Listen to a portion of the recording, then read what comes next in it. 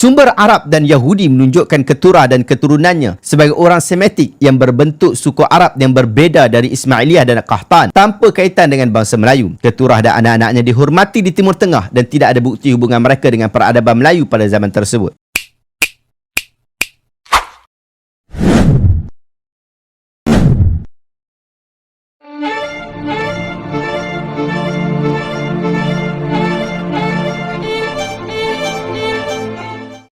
Profesor Malaysia satu ini amat sangat dikenal oleh kalangan warga Malaysia, yaitu Profesor Solehah Yaakob, yang bergelar sarjana bahasa Arab. Bahkan membuat para pakar sejarah Malaysia ikut menanggapi tentang isi kajian ceramah sejarahnya itu. Karena menurut pakar sejarah Malaysia, Profesor Solehah Yaakob memberikan pemahaman sejarah tersebut tidak sesuai dengan kenyataan. Hanya dilandaskan menurut asumsinya saja. Ia mencocokkan nama seseorang, serta nama tempat, dengan mengandalkan persepsi pemikiran ia sendiri. Dengan mengandalkan buku-buku sebuah kisah-kisah masa terdahulu di zaman kenabian, ia mencoba berhalusinasi dengan asal-usul keturunan orang Melayu. Dan inilah penjelasan sejarah yang diterangkan oleh Profesor Solehah Yaakob, yang dipenuhi dengan ilmu cocokloginya. Serta bantahan dari warga Malaysia dan pakar sejarah Malaysia, terhadap kajian sejarah Profesor Solehah Yaakob, yang mengatakan orang Melayu adalah keturunan istri ketiga Nabi Ibrahim.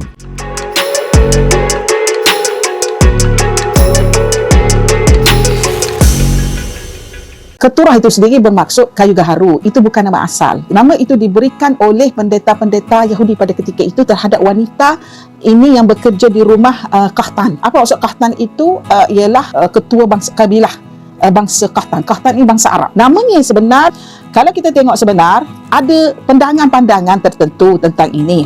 Tentang nama sebenar keturah ini. Saya baca di sini ya. Haddatsani Al-Haris bin Muhammad. Qala haddatsana Muhammad bin Sa'ad. Telah diriwayatkan, diceritakan kepada aku oleh Haris bin Muhammad. Telah berkata Haris Muhammad, haddatsana Muhammad bin Sa'ad. Orang bercerita pula, orang lain pula bercerita kepada Haris bin Sa'ad, nama Muhammad bin Sa'ad. Qala, telah berkata Muhammad bin Sa'ad, haddatsana. Diceritakan pula kepada Muhammad bin Sa'ad itu. Hisham, namanya yang bercerita kepada Muhammad bin Sa'ad itu ialah Hisham bin Muhammad bin As-Sa'id. An abihi, Hisham yang ambil cerita ni kata daripada ayah dia. Jadi berapa kali dah ramai dah kan? Qala kana Abu Ibrahim min ahli Haran. Ayah Nabi Ibrahim itu daripada keluarga Haran, bawah Turki itu sekarang, utara Syria itu. Fa asabatuhu sanah min sinin fa atahurmus jarra bil ahwas wa ma'ahu bil ahwas, jarrat bil ahwas. Ahwas ini terletak di Persia. Wa ma'ahu imra'atahu. Imra'ah ayah Nabi Ibrahim tu. Ummu Ibrahim wa ismuha Tuta. Nama dia kata ismuha ayah mak Nabi Ibrahim Tuta binti Kurina bin Kushi sini saya. Min Bani Arfaksha bin Sam bin Nuh. Pandangan pertama. Pandangan kedua, wa haddatsani Al-Haris. Cerita juga Haris ni dia suka ambil cerita-cerita orang. Qala haddatsana Muhammad bin Sa'ad. Ada lagi cerita lain, Muhammad bin Sa'ad kata. Qala haddatsana Muhammad bin Umar. Sekarang cerita daripada Muhammad bin Umar pula. Al-Aslami an ghairi wahidin min ahli al-'ilm. Dan dia ni bukanlah salah seorang daripada ahli ilmu. Makna bukan orang yang dirujuk untuk mendapatkan ilmu pengetahuan. An ghairi wahidin min ahli al-'ilm. Qala, telah berkata, siapa nama? Haddatsana Muhammad bin Umar al-Aslami an ghairi wahidin min ahli al-'ilm. Bukanlah daripada ahli ilmu.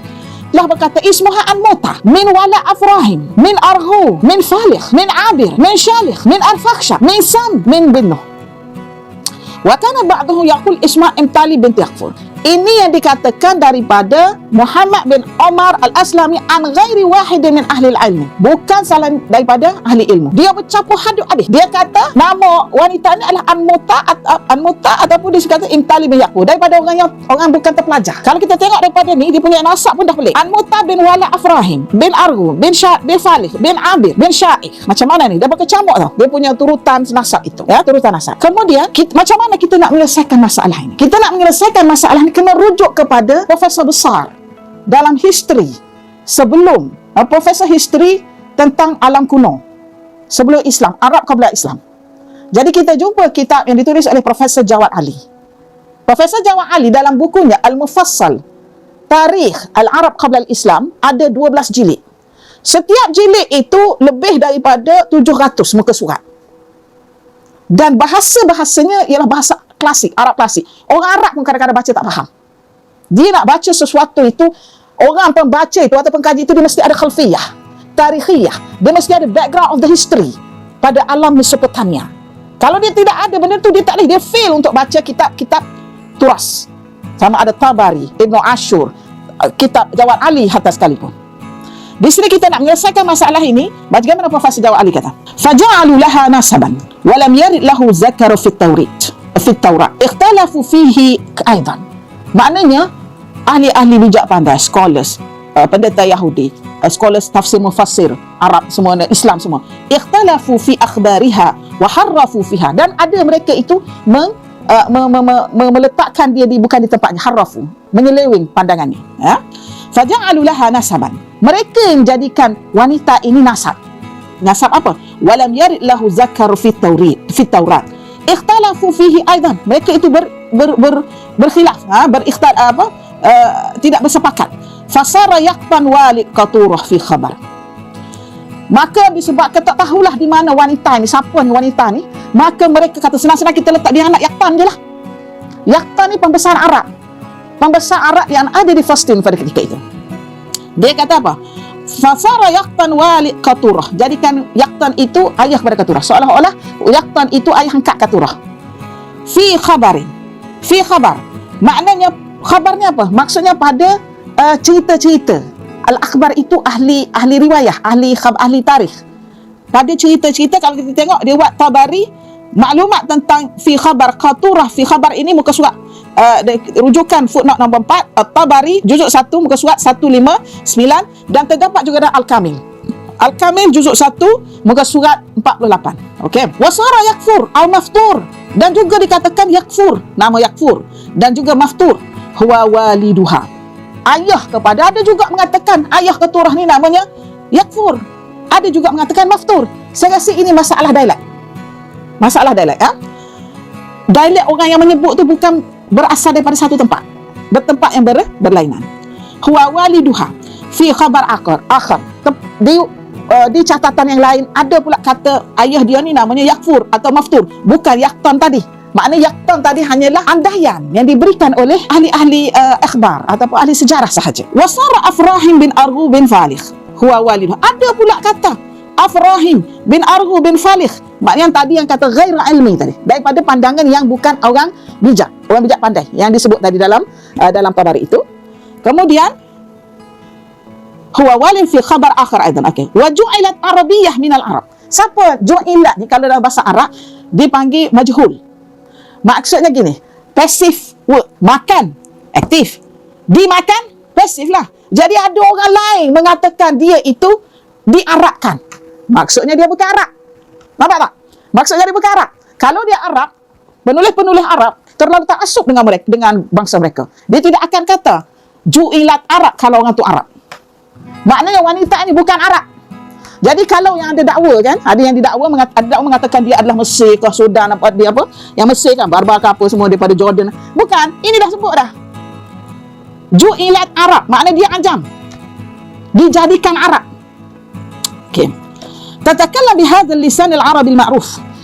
Wanita ini dijadikan Arab sebab fasih dalam bercakap Arab. Kalau orang Arab tak akan tulis fasih bercakap Arab.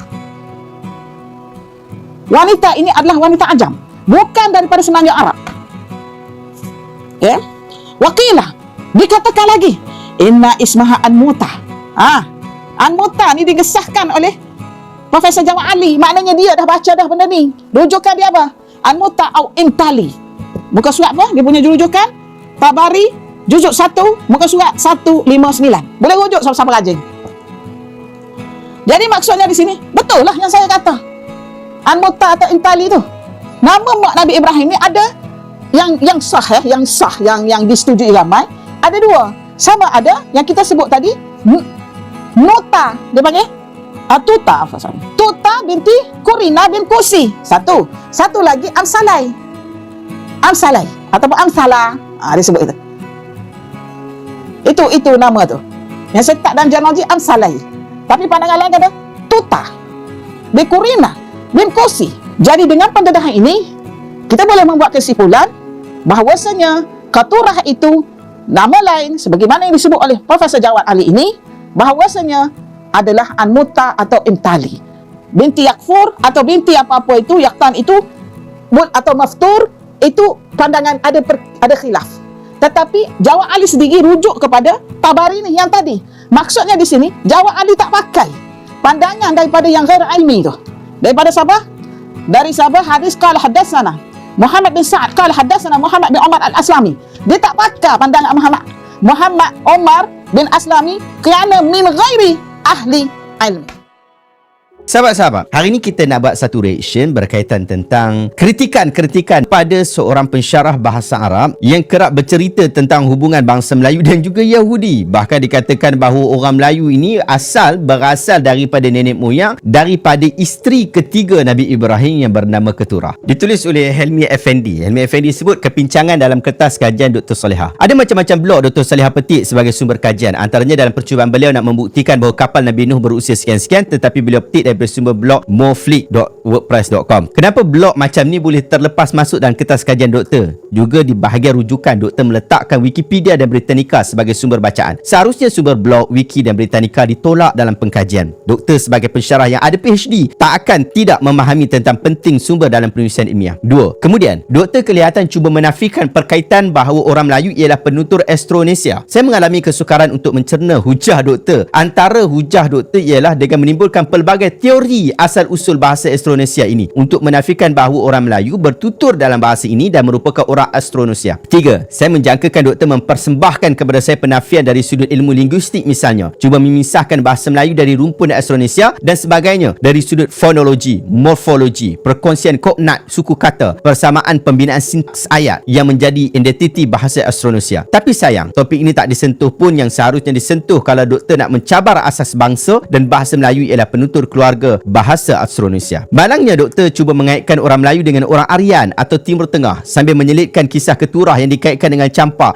hanya kerana terdapat kebetulan nama Kautara, sebuah negara kota dicampar dengan Keturah. Sini terdapat kontradik garis masa sejarah sebab Champa paling awal berdiri abad ke-2 Masihi, sedangkan Keturah hidup ketika zaman Nabi Ibrahim AS yang hidup sekitar 3000 hingga 1500 sebelum Masihi. Tergantung pada sumber yang kita rujuk, tidak ada rekod arkeologi, hikayat bertulis, batu bersurat dan seumpamanya meletakkan Champa sezaman dengan Mesopotamia. 5. Saya menanti sebenarnya sumber kitab tafsir, sumber sejarah yang dibawa oleh Dr. Solehah dalam membahaskan berkenaan asal-usul Keturah. Malangnya tak jumpa dan tidak disebutkan langsung kitab tafsir yang mana menyebutkan Keturah dan bangsa Melayu. Sedangkan dapatan saya kitab-kitab tafsir semuanya meletakkan keturunan Keturah sebagai menurunkan bangsa Arab. Terdapat 3 pandangan mengenai asal-usul Keturah dalam kitab Al-Muluk war-Rusul oleh Imam At-Tabari. Pandangan pertama, Keturah adalah wanita Kanaan bernama Qaturah binti Yaqtan, isteri Nabi Ibrahim AS setelah kematian Siti Sarah, melahirkan 6 putera. Pandangan kedua dan ketiga, Keturah berasal dari bangsa Arab. Qanturah binti Maftur dari kaum Arab Aribah dan Qanturah binti Yaqtan dari kaum Arab biasa. Kitab Al-Kamil fi Tarikh oleh Ibn Athir juga menyebutkan Keturah mengikut narasi Tabari dengan menekankan asal-usul Kanaan. Anak-anak Keturah dalam kitab tafsir menjadi pemimpin suku Semitik di Timur Tengah. Mereka berperanan dalam pembentukan peradaban Arab termasuk Jokshan yang berhubungan dengan keturunan Sheba dan Didan di Yaman. Sumber Arab dan Yahudi menunjukkan Keturah dan keturunannya sebagai orang Semitik yang berbentuk suku Arab yang berbeza dari Ismailiyah dan Qahtan tanpa kaitan dengan bangsa Melayu. Keturah dan anak-anaknya dihormati di Timur Tengah dan tidak ada bukti hubungan mereka dengan peradaban Melayu pada zaman tersebut. 7. Juga kewujudan bahasa Sanskrit dalam bahasa Melayu kuno. Istilah-istilahnya bukan bermaksud orang Melayu berasal dari kawasan orang Aryan atau orang Melayu orang Aryan. Kewujudan tersebut adalah hasil pengaruh Indianiasi yang berbeza peringkat di Asia Tenggara. Ia bukanlah datang seawal zaman orang Aryan menyerang tamadun Indus, tetapi hasil dari hubungan perdagangan, ketenteraan, diplomasi antara kerajaan-kerajaan Melayu dan kerajaan India.